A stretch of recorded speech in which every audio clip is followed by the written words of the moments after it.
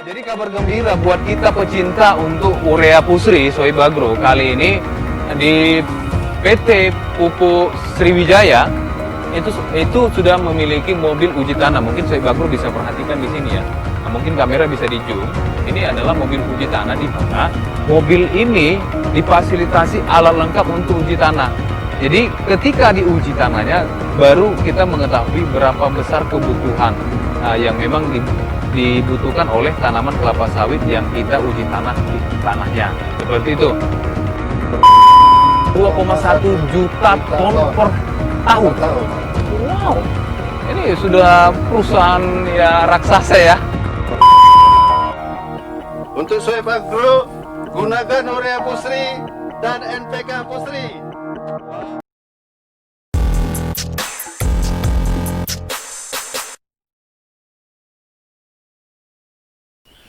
Assalamualaikum warahmatullahi wabarakatuh. Selamat pagi Sohib Agro. Kali ini kita berada di areal perkebunan salah satu petani kita, di mana ini adalah yang memang selama ini kita anggap tanaman kelapa sawit yang betul-betul dirawat oleh petani kita. Dan kali ini saya ditemani oleh dari perusahaan Pupuk Sriwijaya, di mana nanti kita akan banyak bertanya tentang bapak-bapak di sini atau abang-abang di sini tentang pupuk Sriwijaya ataupun pupuk urea yang sering selama ini kita kenal.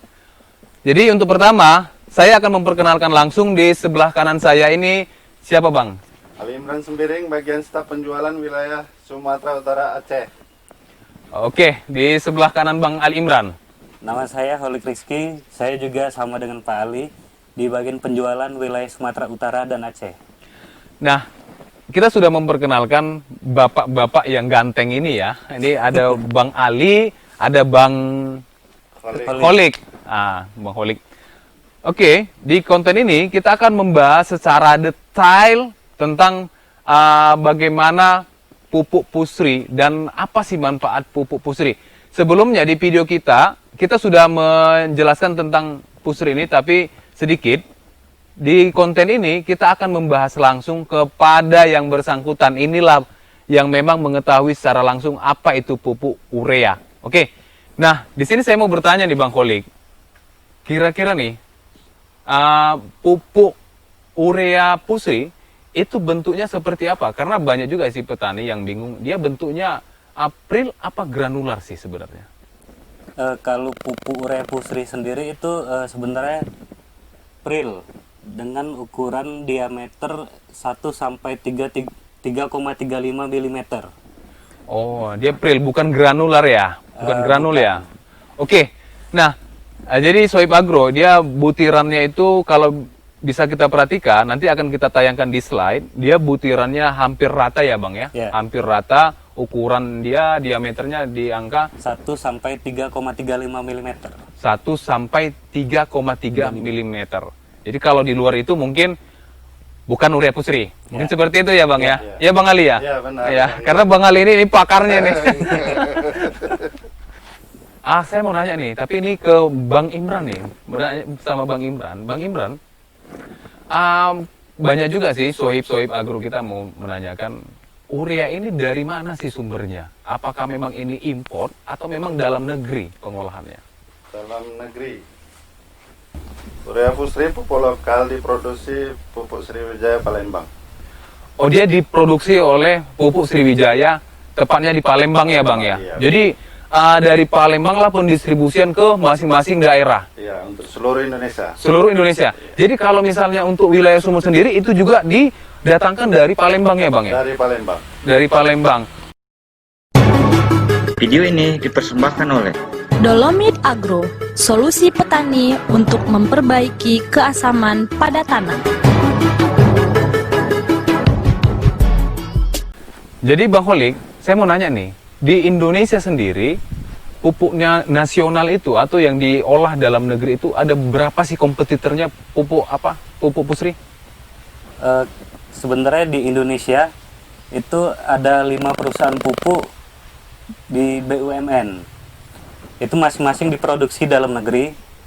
Di Aceh ada pupuk Iskandar Muda, di Palembang ada pupuk Sriwijaya, di Kalimantan Timur ya, ada pupuk Kaltim. Di Jawa Barat ada pupuk Kujang, dan di Jawa Timur ada Petrokimia Gresik. Jadi itu adalah beberapa perusahaan nasional yang memang memproduksi urea, Bang ya? Ya, di 5 perusahaan itu dinaungi oleh Pupuk Indonesia. Oh, Pupuk Indonesia yang kita dengar Sebagai PIHC itu ya, Pupuk Indonesia Holding Company. Karena sekarang ini kita dengar pupuk yang BUMN itu sudah holding ya, Bang ya. Jadi satu anak perusahaannya jadinya ya. Ya. Oke, jadi bagaimana tadi, Bang? Kira-kira mengenai pupuk holding ini tadi bertanggung jawab nggak dalam segi pemasaran di 5 perusahaan BUMN yang memang menjual masing-masing pupuk urea? Oh ya, jelas. Untuk pupuk subsidi, itu dibagi ke anak perusahaan itu menurut wilayah kerja masing-masing. Nah, ini pertanyaan saya selanjutnya nih, Bang Kholik ya. Ini Bang Kholik lagi Bang Kholik nih. Bang Imran nanti dulu, Bang. Jadi gini, Bang Kholik, apa sih kandungan pupuk urea Pusri, Bang? Kalau untuk urea itu kandungannya sudah ditetapkan sama pemerintah ya. Itu N-nya 46%, kadar air maksimal di situ 0,5%, dan diuret itu 1,2%. Begitu. Nah, dia nitrogen 46%, kadar airnya itu di angka 0,5% maksimal. Berarti sedikit ya kadar air di dalam ya. Oke. Nah, tadi Abang ada jelasin di sini, Bang Kholik, ada biuret di dalam. Itu mungkin saya sendiri juga masih bingung. Biuret ini apa sih dan apa sih fungsi dari biuret itu, Bang?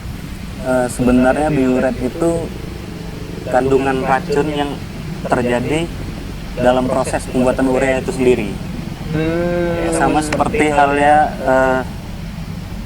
obat ya. Obat itu kan pasti ada efek samping. Benar. Nah, seperti itulah kira-kira. Jadi sudah ditetapkan sama pemerintah maksimal 1,2. Nah, tetapi untuk urea Pusri sendiri itu kita ada di maksimal di angka 0,9%. Di angka 0,9% kadar biuret tadi. Ya, maksimalnya. Maksimalnya. Jadi berdampak positif apa negatif kandungan biuret ini ke tanaman kelapa sawit, Bang? Ya, jelas berdampak negatif. Negatif ya. Nah, kalau misalnya biuret ini bahan, berarti kan faktor ininya ya, faktor pembawa lah ya. Pembawa nitrogen tadi berarti. Kalau misalnya biuret diganti dengan bahan yang lain, kira-kira bisa nggak? Biar nggak ada dampak negatif kepada tanaman. Sebenarnya biuret itu tidak bisa dihilangkan dari proses produksi. Oke. Itu terjadi secara alami. Secara alami. Nah, berarti biuret ini secara negatif tadi, Bang, yang Abang sebutkan, kemana arah negatif untuk tanaman kelapa sawit, Bang? Itu kan biuret itu kan panas itu. Ya, sama kayak Racun misalnya kalau ke daun padi gitu kita tabur di atas itu kan. Kalau urea Pusri ditabur ke atas, dia nggak akan kering daun itu gitu. produksi obat itu kan ada efek samping. Nah, kalau efek samping bisa dihilangkan ya dihilangkan. Oh, gitu. Ya sama kayak itu lagi. Tapi dia biuret ini wajib ada ya, produksi nitrogen Bukan wajib. Pasti ada. Pasti ada di dalam. Oke. Ini pertanyaan berikutnya lagi, Bang. Ini paling ditunggu-tunggu petani nih, Bang. Karena petani sudah tahu nih pupuk urea, tapi banyak juga yang belum tahu nih, Sohib Agro banyak yang belum tahu apa sih manfaat dari pupuk urea, Bang? Ya, kalau namanya petani pasti sudah tahu lah fungsi urea. Itu untuk pertumbuhan, meningkatkan pertumbuhan tanaman di fase vegetatif. Seperti merangsang pertumbuhan akar baru, daun, dan meningkatkan jumlah klorofil. Klorofil, benar. Makanya gini ya, Bang ya, ketika misalnya petani itu habis memupukkan urea, pemberian urea, daun langsung hijau, terus mungkin proses batang juga dia segar gitu ya, Bang ya. Oh, itu berarti lebih fokus kita ke vegetatif ya.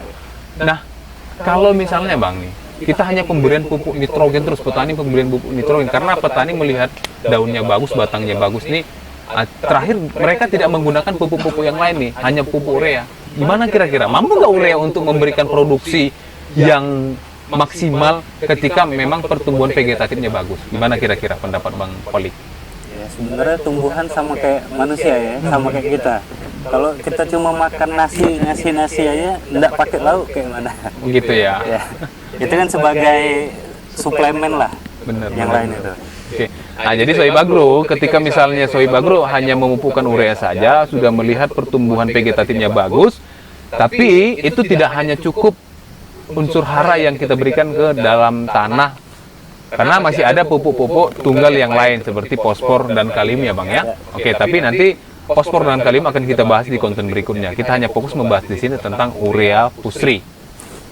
Nah, tadi kan kita sudah mendengarkan Bang, bahwasanya kandungan urea itu nitrogen 46% dan dia lebih fokus kepada pertumbuhan vegetatif. Tapi kita mau nanya nih Bang, kira-kira kebutuhan yang ideal untuk tanaman kelapa sawit itu Bang, berapa besar sih Bang kalau untuk nitrogen sendiri?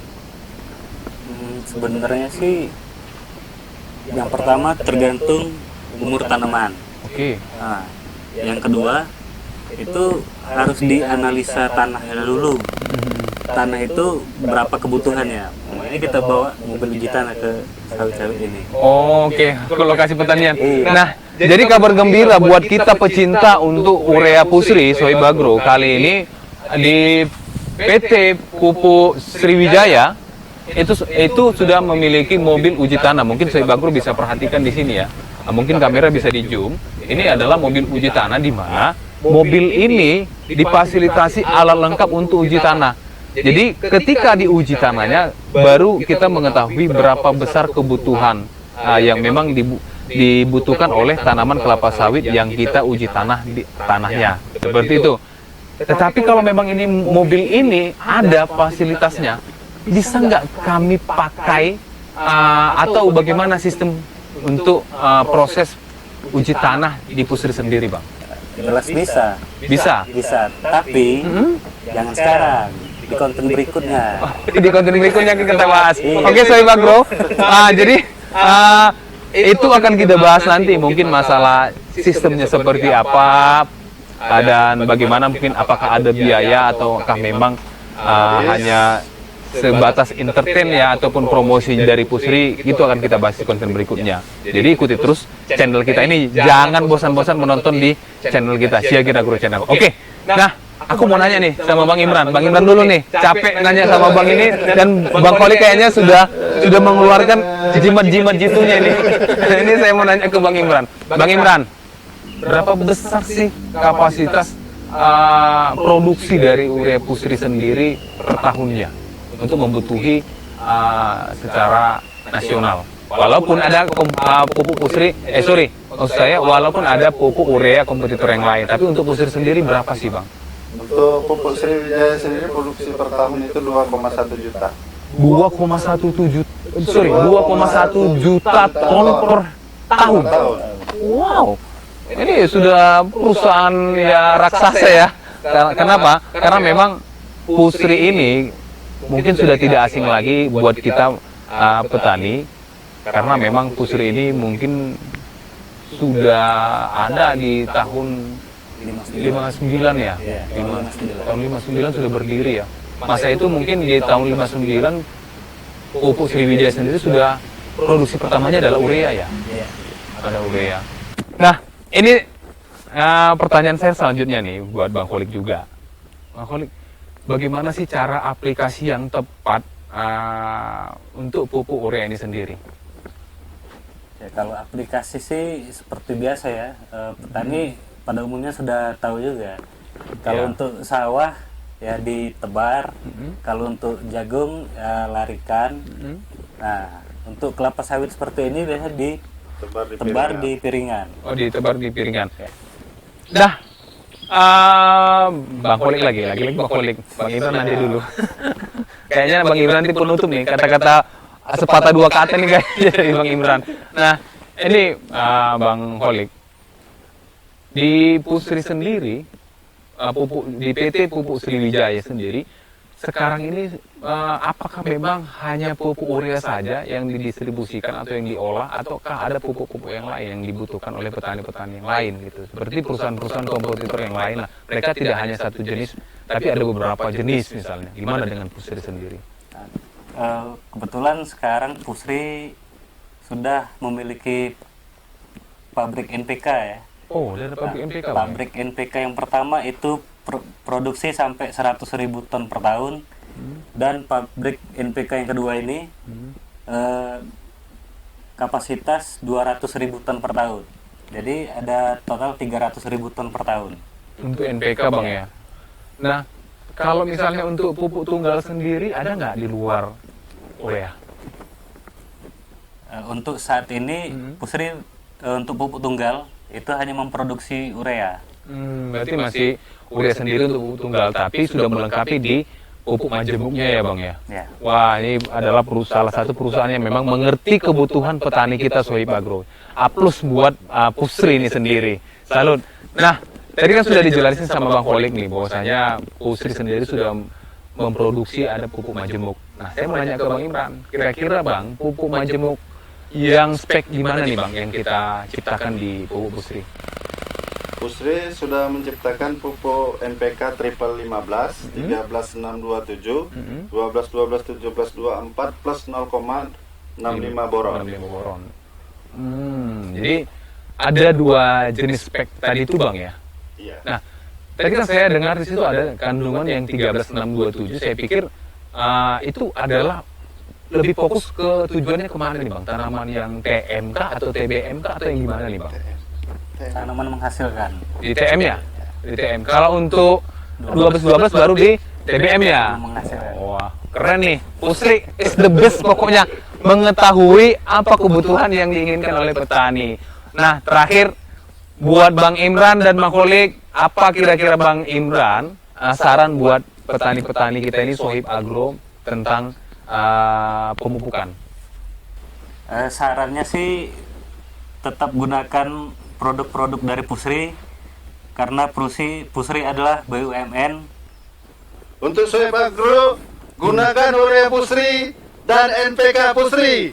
Wow, jadi jangan lupa itu buat pecinta channelnya Siagen Agro untuk menggunakan selalu produknya pupuk Pusri. Karena pupuk Pusri ini adalah perusahaan BUMN di mana BUMN ini adalah badan usaha milik negara yang memang dikelola oleh anak-anak bangsa. Seperti Bang Imran dengan Bang Kholik ini anak bangsa nih. Itu. Oke, jadi Sohib Agro mungkin konten kita tentang pengenalan pupuk Sriwijaya sampai demikian. Jadi terima kasih buat Sohib Agro yang sudah menonton channel ini, video ini. Dan yang sudah subscribe di channel kita Siagen Agro Channel, terima kasih. Yang belum subscribe silakan untuk di subscribe agar kita lebih semangat lagi memberikan konten-konten yang kreatif dan bermanfaat ataupun menghibur buat Sohib Agro. Dan kalau memang merasa konten ini bermanfaat, silakan share sebanyak-banyaknya agar Sohib-Sohib Agro yang lain itu juga mendapatkan informasi. Terima kasih. Assalamualaikum warahmatullahi wabarakatuh. See you.